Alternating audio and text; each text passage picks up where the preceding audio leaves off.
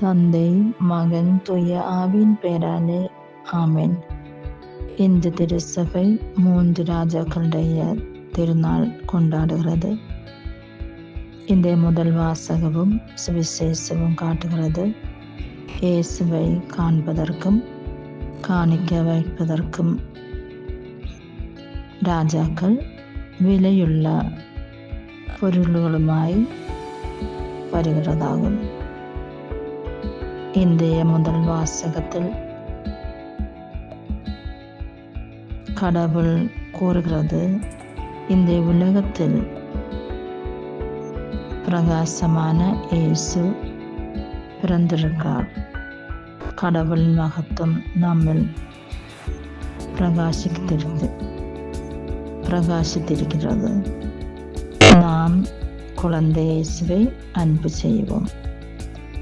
இந்த 2ஆம் வாசகத்தில் நாம் காண்பது, இயேசு இந்த உலகத்தின் இரட்சகன் ஆகும் என்றும், இயேசு வழியாக தான் இந்த உலகத்தில்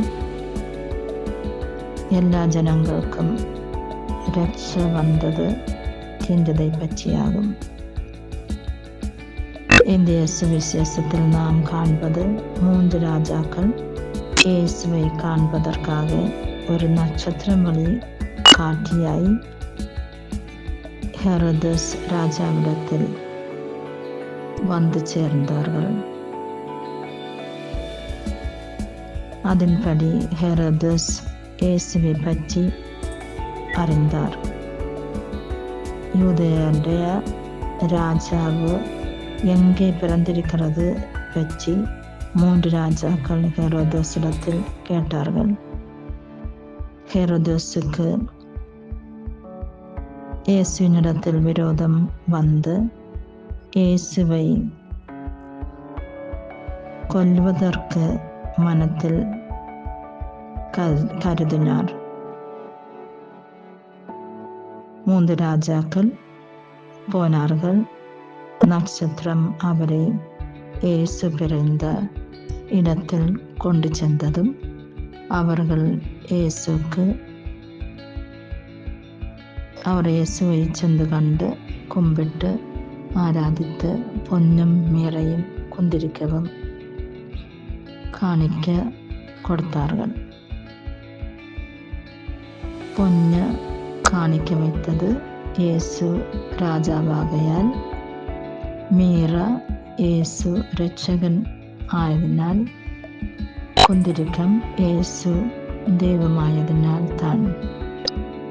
சொப்னத்தில் அவர்களோடு கடவுள் சொன்னதின்படி வேறு வழியை நட்சத்திரம் அவர்களை அவருடைய ஊர்களுக்கு கொண்டு விட்டது.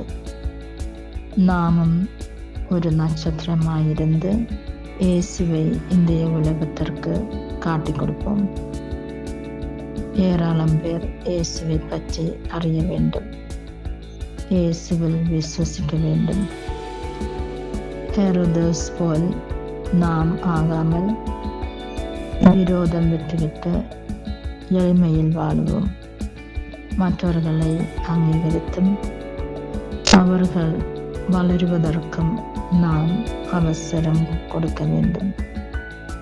நம்முடைய இதயமும் எல்லாமே இயேசுக்கு காணிக்க வைப்போம்.